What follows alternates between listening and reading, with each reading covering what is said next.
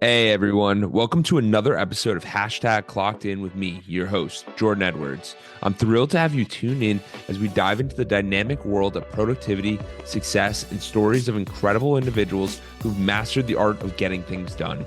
Whether you're commuting, hitting the gym, or just relaxing at home, this podcast is the go-to source for inspiration and actionable tips to level up your productivity game. I'm on a mission to unravel the secrets of those who seem to effortlessly manage their time and achieve their goals. So if you're ready to clock in and unlock your full potential, you're in the right place. We've got a lineup of amazing guests, industry experts, and thought leaders who will share their insights and strategies to help us crush your to-do list and make the most out of every moment. Get ready to get inspired, motivated, and equipped with the tools you need to supercharge your productivity. This is Hashtag Clocked In with Jordan Edwards. Let's dive in. Hey, what's going on, guys? We got a special guest here today. We have Bob Tapscott. He's global. He's lived in so many different countries. He's been CIO of major different banks. And right now, he's really focused on the future. He's wrote incredible book called The Trivergence, where we're going to talk about AI, blockchain, Internet of Things, and we're going to discuss how we can position ourselves to really excel in this future. So, Bob, we're so grateful to have you here. Thank Where did you. your obsession with the future start? Where did that come up? Because so many of us are focused on, I just need to survive the here and now, and it's so hard to think so many years in the future and seeing all this happen.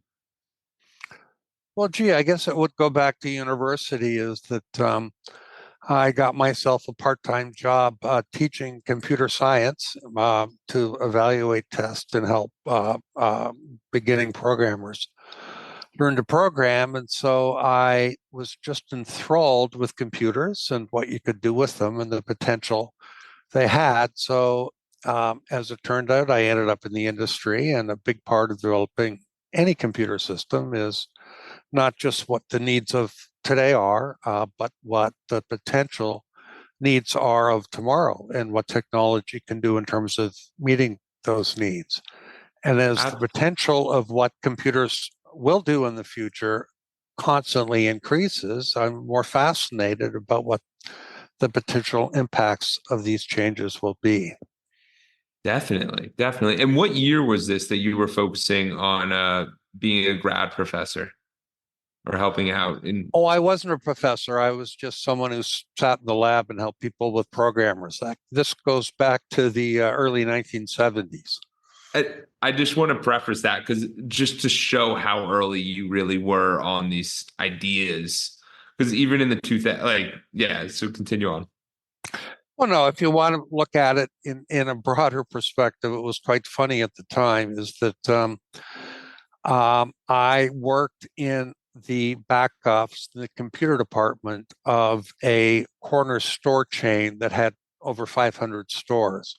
Oh, wow. And and uh, I was able to automate the inventory process there from 3 months down to 45 seconds. But the irony of all ironies, if I met, say, a woman somewhere, is that computers were so out back then, I was better off saying that I worked in a corner milk store than I worked in the computer department at the back end of a corner milk store. So I was involved in technology far before it was actually cool. Absolutely. Absolutely. So you've seen the transition, and where did that journey take your career? Because I know you have a super interesting career, and I just want to share that before we hop into the Trivergence and discussing all of the important stuff there. My background is crazy eclectic. I mean, my jobs have included water ski instructor, fighting forest fires.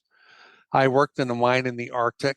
I was a nuclear medicine technician for a while. Um, I eventually ended up in Brussels developing an international banking system for Citicorp with like 5 other people. I ended up the CIO of various Canadian banks and other financial institutions. From there, I went to JP Morgan and worked on Wall Street in terms of complex derivatives. And from there, I was the chief designer and architect for the system used today to direct aircraft by computer that's used by Airbus and Boeing and the vast majority of the airlines in the world. So I have done many different things. I ran business intelligence for Quest as well at one point. Oh, So wow. my career has been all over the place. And just so the audience can get value here, how has that helped you in realizing what you want to do in your life? Because so many of us are like, what do we want to be when we grow up? And a majority of the time, it's always changing. A lot of the stuff we don't know about until it's finally there and we're actually doing it. So how do you always view these new opportunities and think about going in different directions instead of the normal, hey, I'm climbing the corporate ladder. You just made your own ladder.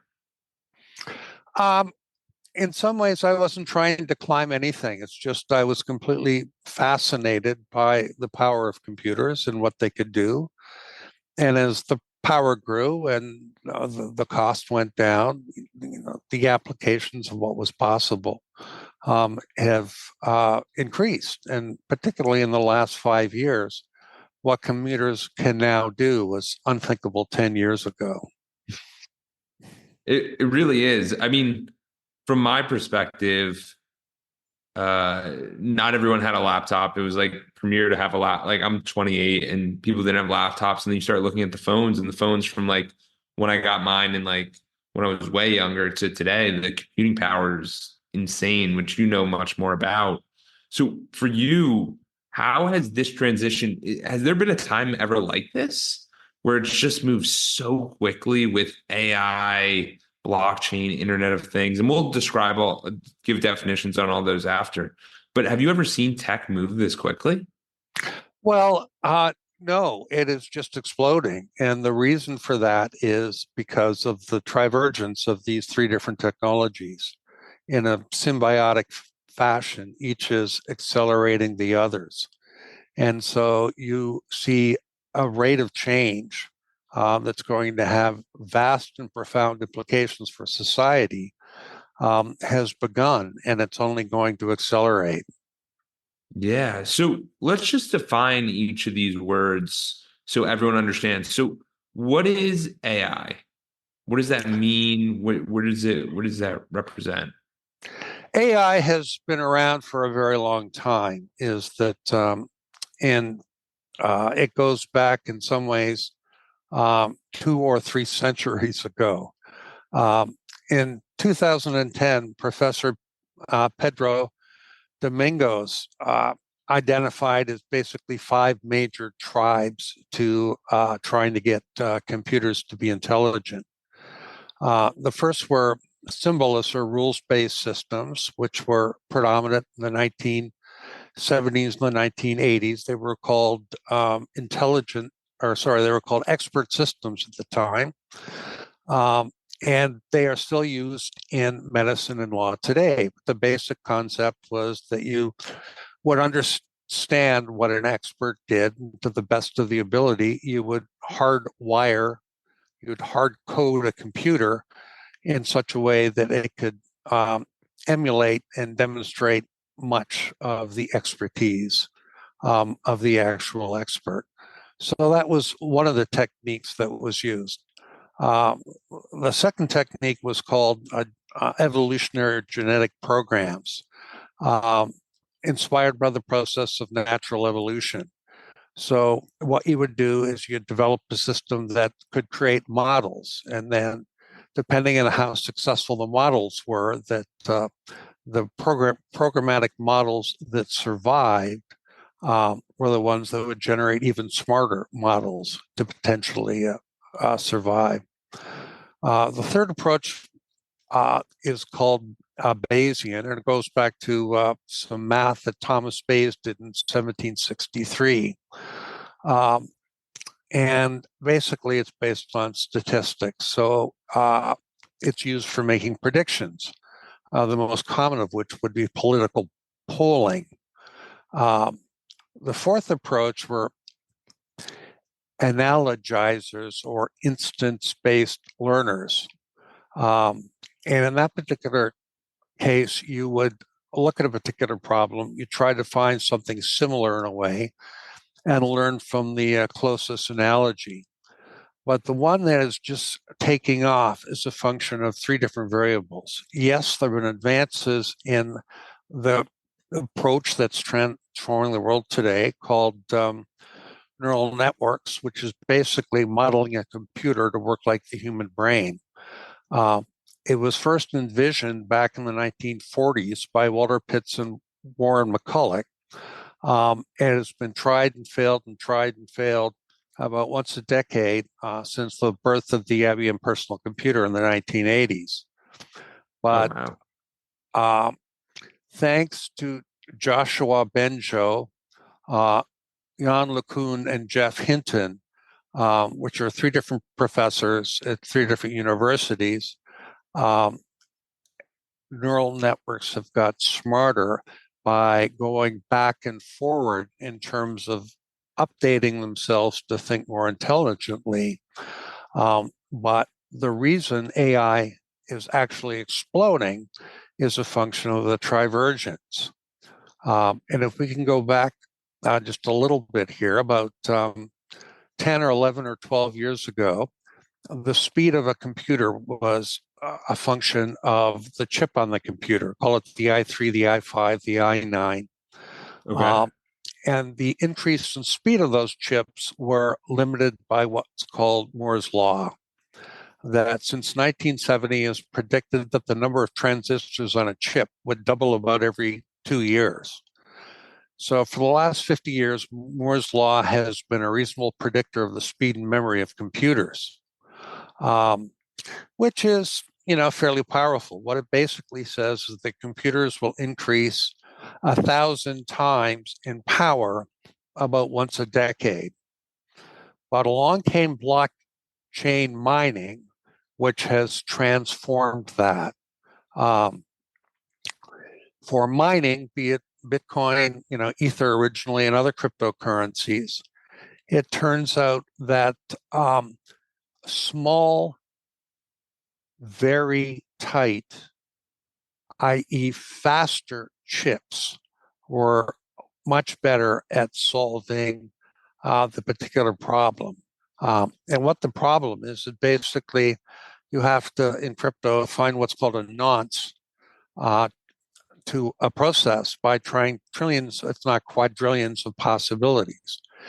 And as it turns out, to mine for crypto, you're much better off cost effectively to have tens of thousands or hundreds of thousands of parallel, very simple chips looking for that particular number than it is to have one high-end chip like the i9 going through them, say 20 at a time. So in the Oh. early days of the pandemic, with demand for business computing down and demand for crypto mining gear up, exploding, a whole new computing architecture emerged that was cost effective, that allowed throughput for massive parallels in mining. So as a result of that, is that if you can do the task in parallel, is that Moore's law, which says 1,000-time increase in speed per decade, it's now become 1,000,000 times increase in speed in the last decade. So as Oh, it wow. turns out, is that NVIDIA, which was a company that had massive parallelism in terms of very simple chips, was originally for graphics. It morphed and was funded heavily for crypto mining, dramatically increasing the power of computer systems that could attack a task in parallel. And as it turns out, neural networks is a task that's perfect for massive parallelism. So suddenly in the last decade, Moore's law has become irrelevant, and that the speed of computers in the last 10 years, thanks to blockchain, has simply exploded. Now, the thing about artificial intelligence with neural networks is, unlike other approaches to AI, they are not coded. They're techniques that are based on data. And the more intelligent data they have, the more intelligent the system will be. So, for instance, Chat GPT has basically scraped the internet. And there's currently a lawsuit because obviously one of the sources they scraped was the New York Times. But the intelligence of neural networks is a function of two things: the speed of the chips, thank you, blockchain, and the amount of data available. And this was actually at the end of the last century. I was working on evaluating the implementation of a maintenance system at North America's largest nuclear reactor complex. And at the time, they were installing tens of thousands of chips to monitor everything in terms of, temperature, vibration, and a whole bunch of other factors, uh, so that they could glean any insights potentially into better maintaining the reactor. You take a reactor down for a day or 2 days or 3 days unnecessarily, it costs you millions and millions of dollars. So back Yeah. then, the cost of these processors, these chips, was very expensive, but the benefit was so large, it made sense to put them everywhere in a nuclear reactor. And eventually, they were called the Internet of Things. So now, today, everything is connected to the internet, and the Yeah. Internet of Things is driving an incredible amount of data. Is that we've got chips in people's bodies, we have chips in every conceivable imaging and monitoring and evaluating device in medicine. And so, based on all of that data from the Internet of Things, thank you to the speed increases from blockchain and the breakthroughs in terms of what's called back propagation in terms of artificial intelligence, is suddenly the power of AI has gone up many, many, many orders of magnitude in the last 10 years. So the transformation is going to be very profound. It's going to be very quick. It's going to be widely misunderstood. So I thought it made sense to write a book trying to explain what it is, where it came from, and how this all fits together and what the potential implications are to the world and to society. Yeah. Wow. Well, first off, I'm just glad you're here explaining it because as you explained it, it really started to make sense about how there's basically different types of AI. And then essentially the blockchain allows us to speed up. And if it wasn't possible by the Internet of Things, like being placed on there, then none of this would be possible, which is super fascinating because a lot of us are just seeing ChatGPT, OpenAI, like we're just seeing the AIs pop up and we don't understand why it's all occurring. So, do you think the blockchain is gonna is it only crypto related or it just increases everything in regard to the internet speed? Well, mining for cryptocurrency has dramatically increased the speed. And obviously, now today, NVIDIA, which is okay, for the gold rush of Yeah. crypto, NVIDIA were the shovel manufacturer.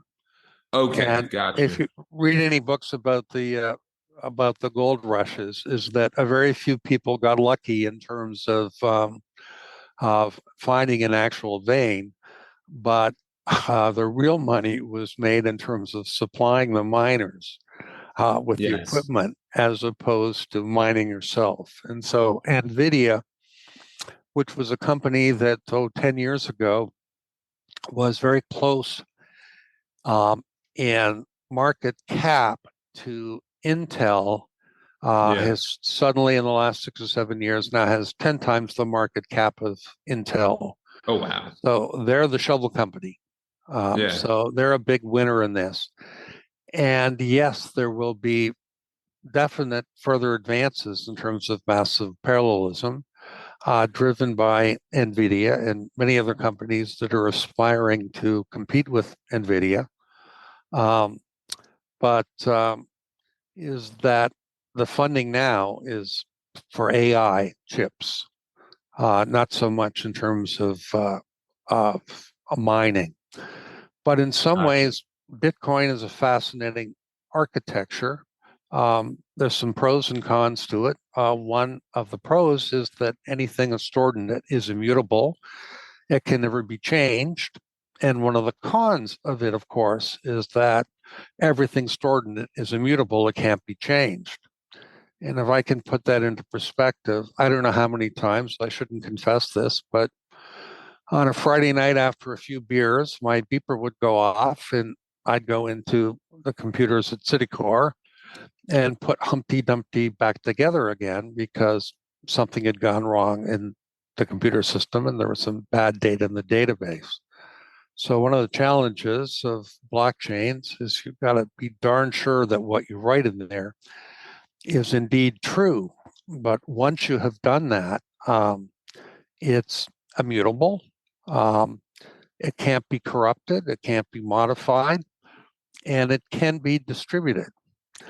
Now, as I've articulated, is that he or she who has the most data wins.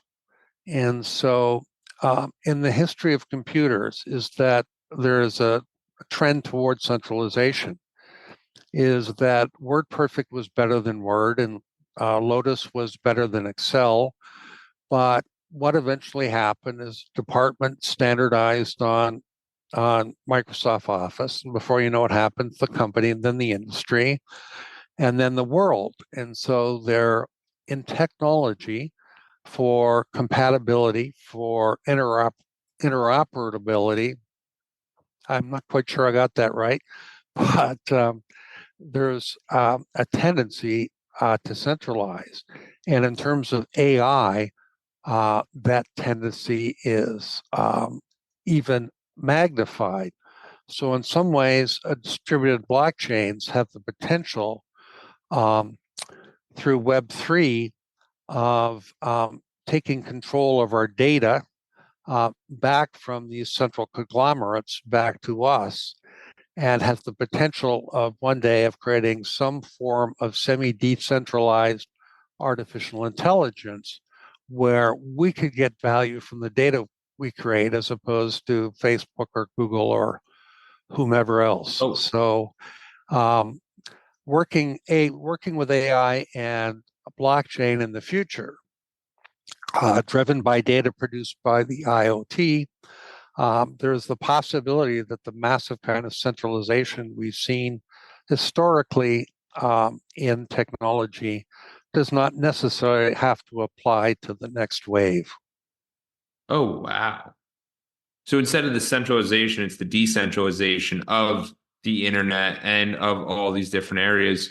So is this occurring globally? Because obviously the internet's accessible globally, but it sounds It's like certain it's companies are it trying to control components of it. How do you even think of that? it's a concept more than an implementation now. And if you want to know more about it, my brother's son, my nephew, wrote a book about it. Alex Tapscott. It's called Web3.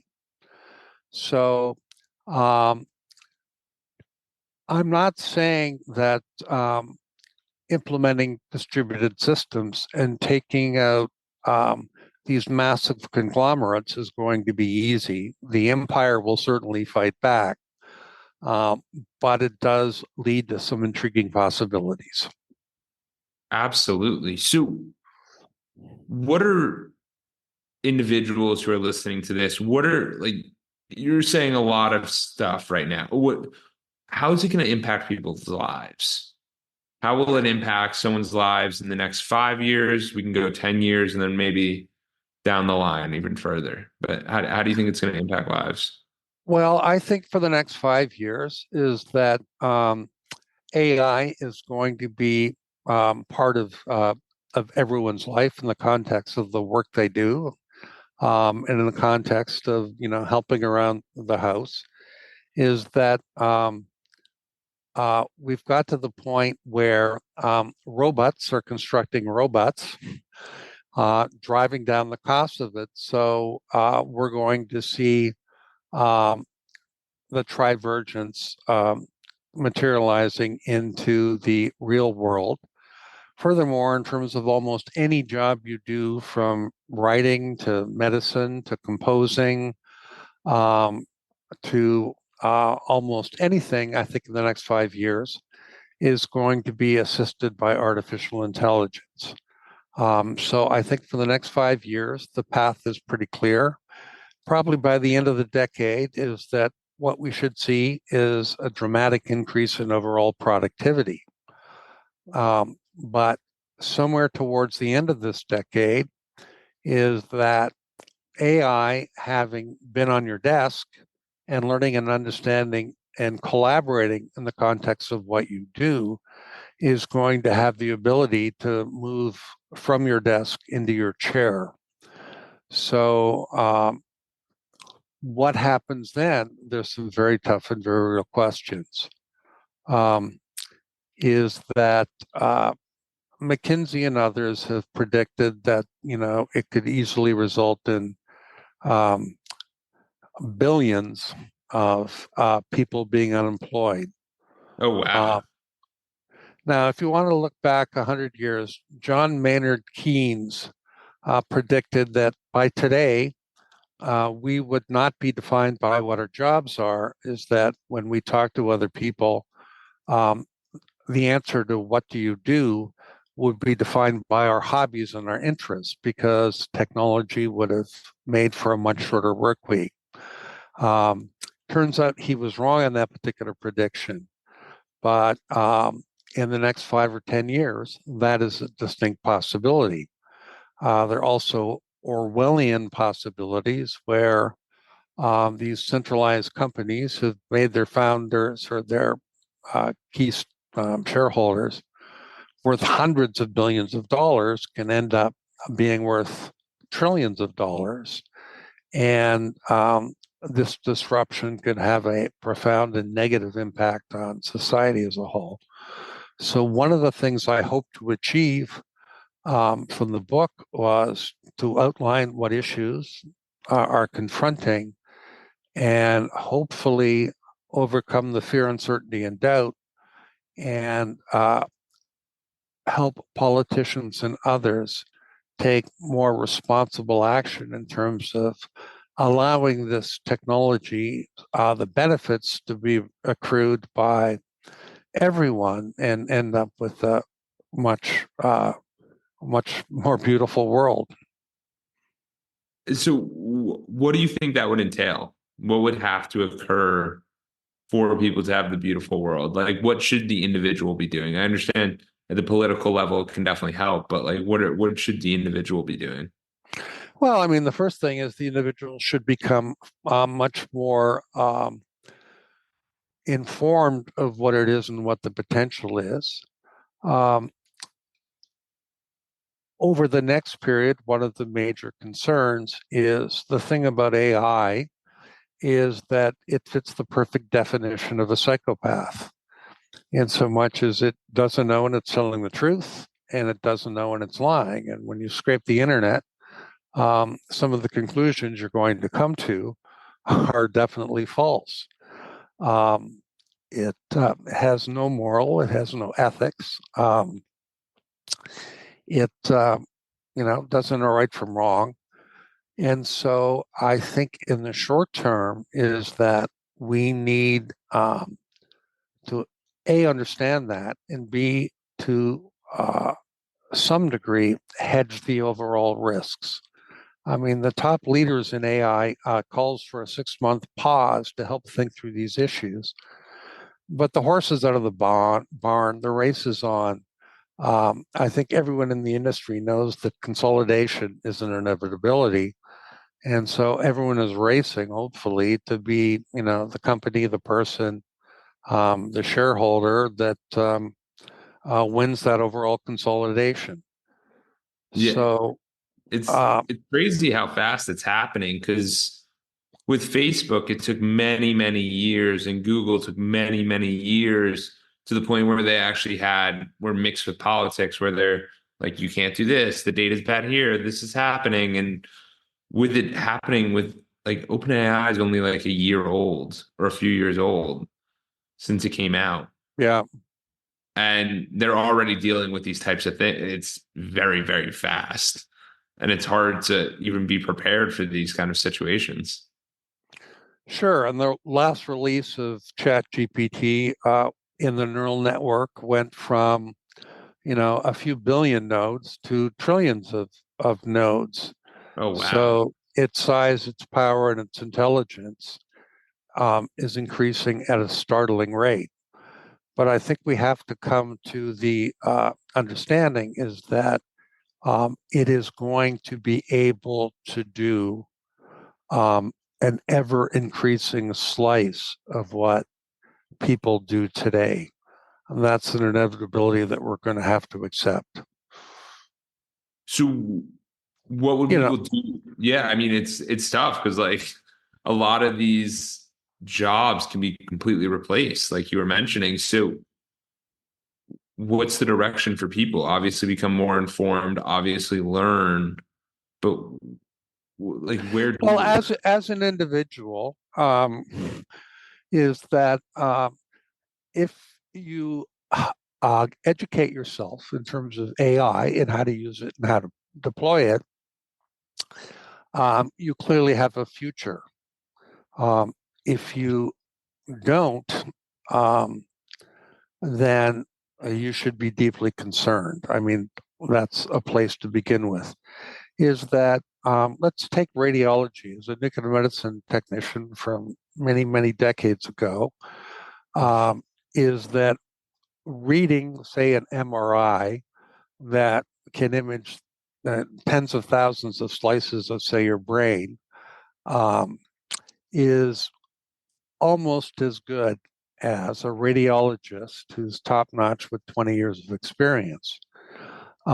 For the simple reason is that it can compare it with the reading of 100,000 previous MRIs, soon to be millions of previous MRIs, and what it turned out actually to be the case. Um, and the other thing it can do is that an MRI might give you thousands and thousands of virtual slices of the brain, and an MRI can quickly look at every slice, while a human being will never have the time to do that. So, and the other factor is that the AI doesn't get offended, the AI doesn't get upset, the AI doesn't get in fights. We're human. correct. There's so many human ideas where like if the person's having a bad day or someone close to them dies, then obviously they're not going to look at as many data points as they even thought they would. Well, the AI will just churn through millions of data points and give you the exact results that was fed to them, which is really interesting. And then the other factor, of course, is that you might tell an AI computer something that's a bit odd about your medical condition that you may not be willing or too embarrassed to share with a human being.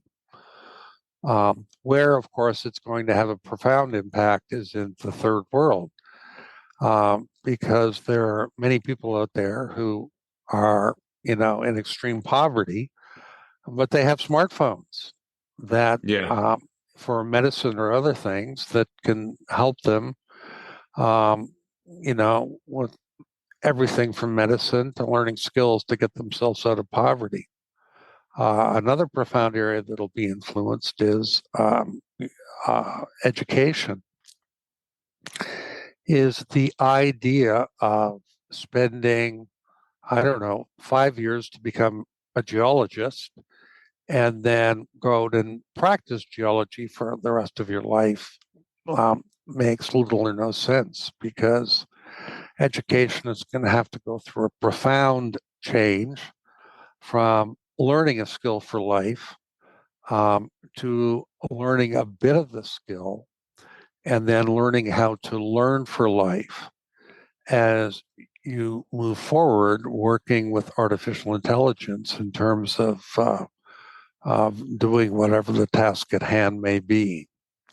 So, That's going to be really interesting just because the schools are monetizing at rates. Like everyone's seen it, how the price of college has gone up so fast in comparison to people's incomes, comparison to all these different things.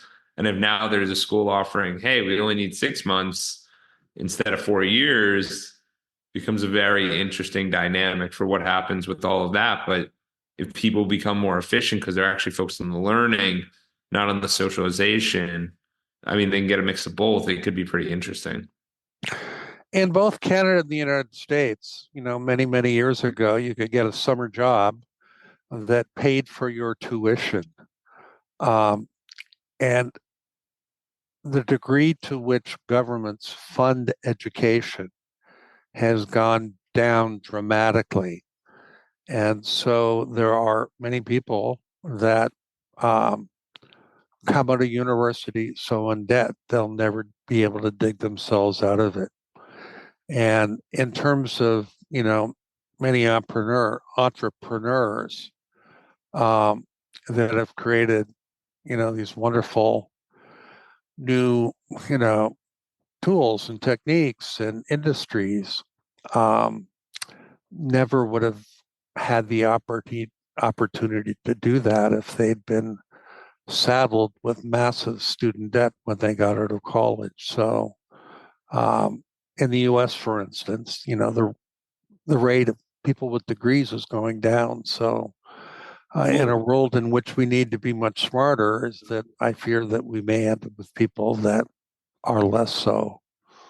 Yeah, I mean, it's a really fascinating one because the other thing about student loans is that that debt isn't forgivable if you go through bankruptcy. Like it stays with you, and it just becomes a scary place where the barrier to entry is just so high, and it really shouldn't be for what people are getting and what they're getting. Like it just doesn't make a whole bunch of sense for the No, I college. mean, America used to be the number one country in the world for social mobility.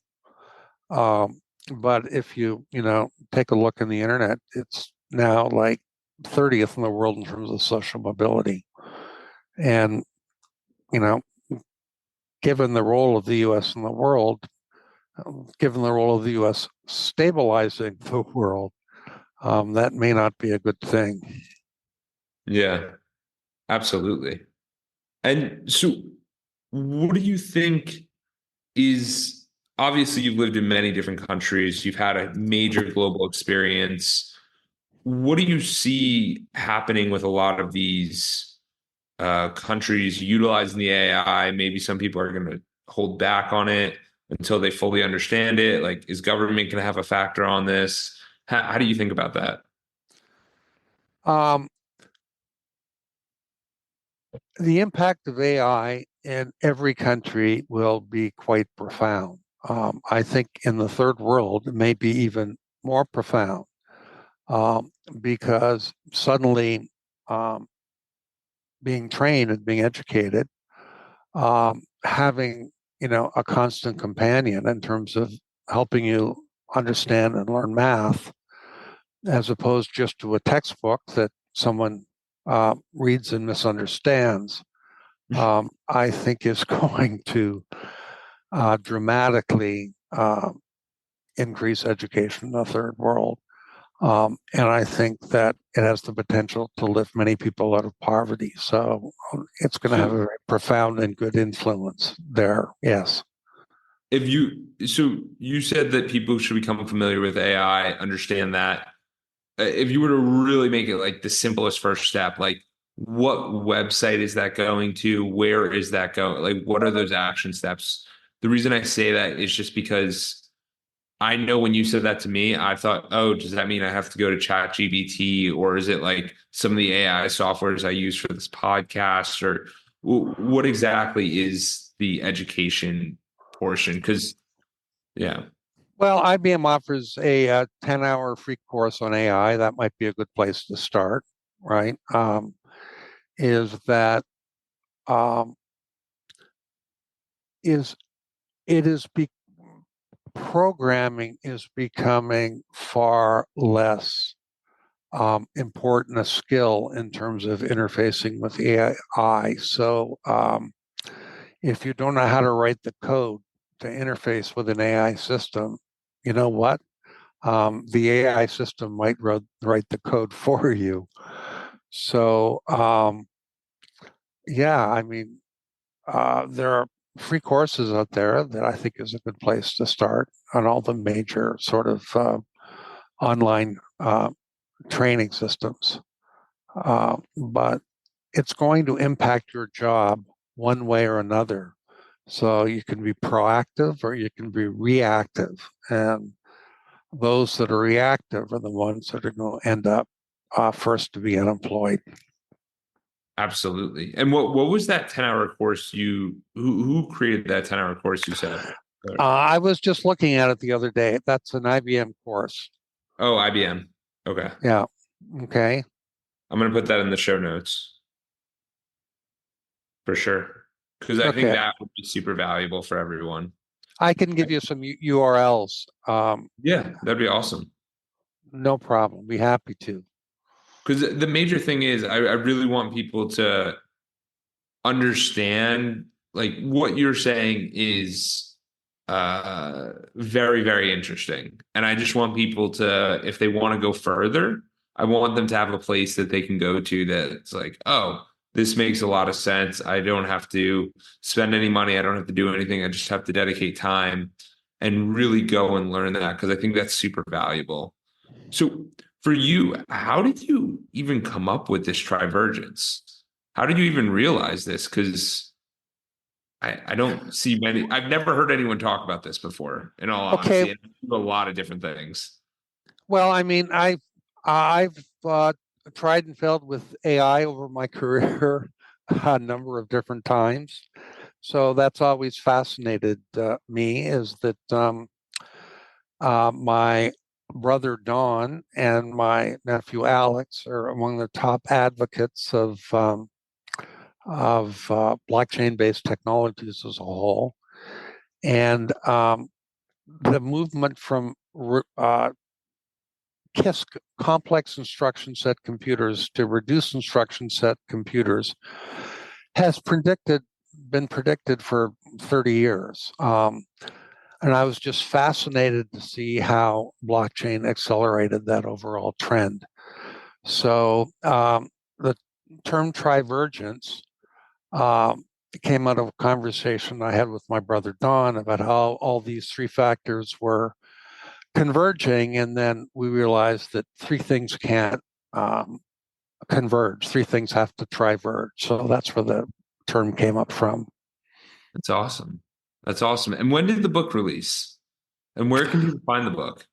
Uh, it was released in late February, and it's available everywhere. Awesome. I'm gonna put that all in the show notes. And can people, is it on like Amazon or any of it? Like, Yes, yes, and yes. okay, every platform.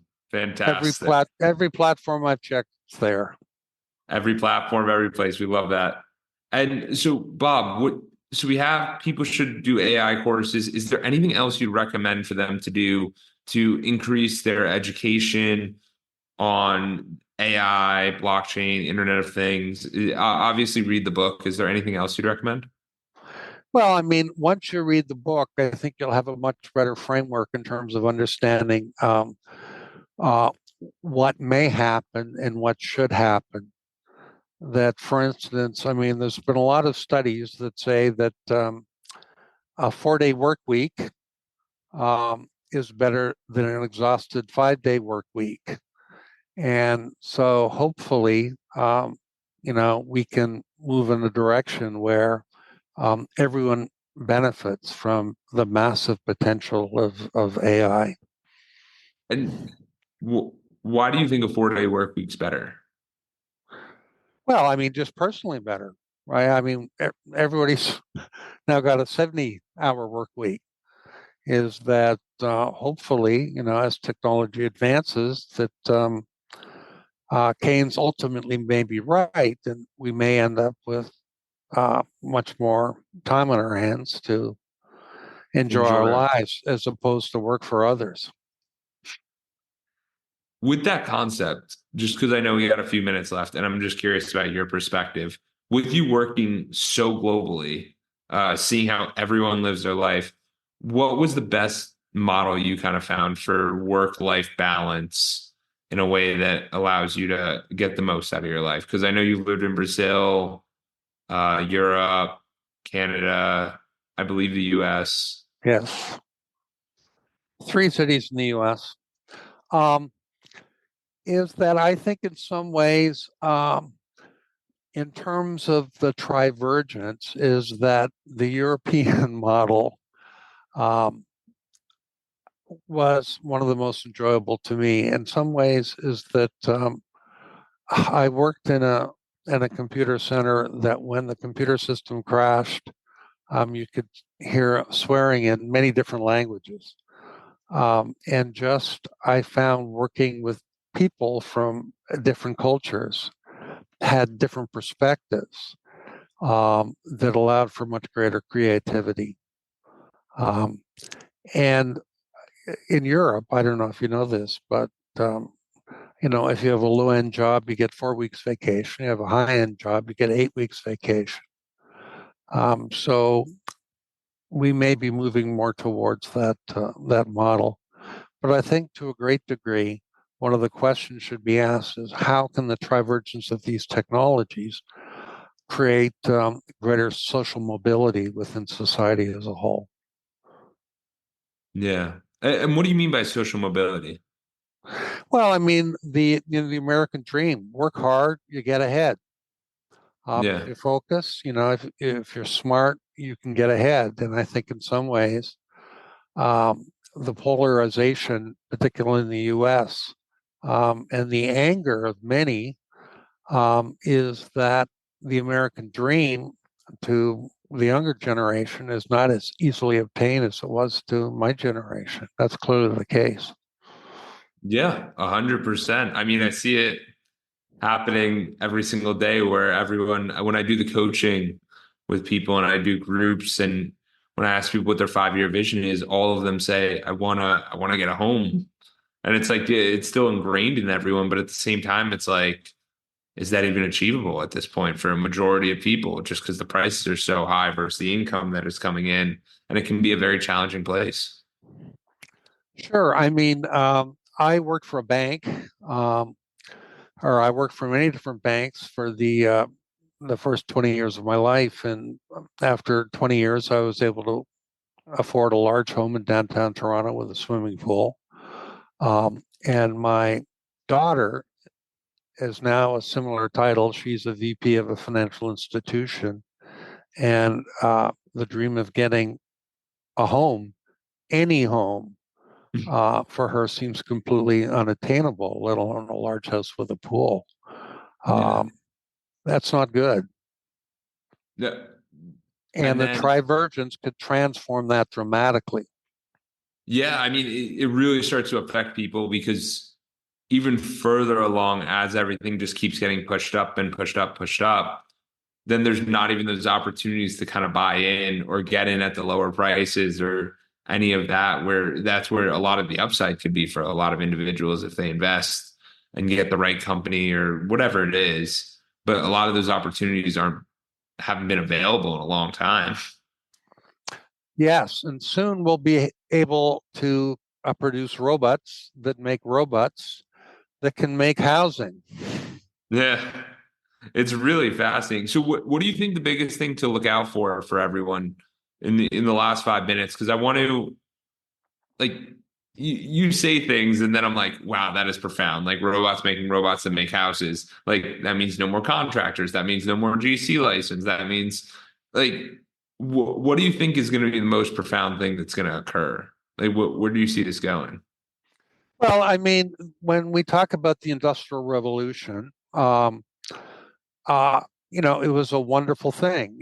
Overall, we've all benefited from it today in terms of this generation. But when it first came on stream, it was Dickens. It was horrifically polluted. 7-day work weeks, um, with people, living in extreme poverty.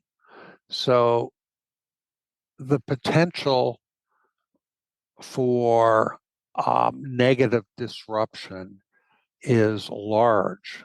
And I Yeah. think people have to start thinking about this very quickly and understanding the issues very quickly. And through the democratic process, guiding society in such a way that we don't live through that period where AI is a highly negative and destructive force. Yeah. It's No, I just, it's massive potential. That's it. Okay. It's massive potential for good, it's massive potential for evil. And I think people have to be conscious of the issues and through the democratic process to drive society in such a way that it can benefit all. absolutely. Bob, I want to thank you for taking the time to explain all of this and take the time to write the book. And where can people find you and reach you if they want to learn more? Well, my email is bob@tapscott.com. And my site is tapscottadvisors.com. Absolutely. I will put all of that in the show notes. And I really appreciate the time, Bob. It's been a fascinating learning and just sharing with the audience because I think it's going to be a very helpful episode. So thank you. Great. And if you want to know more, the book Trivergence is generally available. Absolutely. I'll put that in the Amazon show notes as well. Thank you. You're a star. Thanks so much. Thank you for reaching the end of the podcast. For that, we'll give you a complimentary coaching session in the link below with Edwards Consulting. Hope to see you there and have a great day and keep clocking in.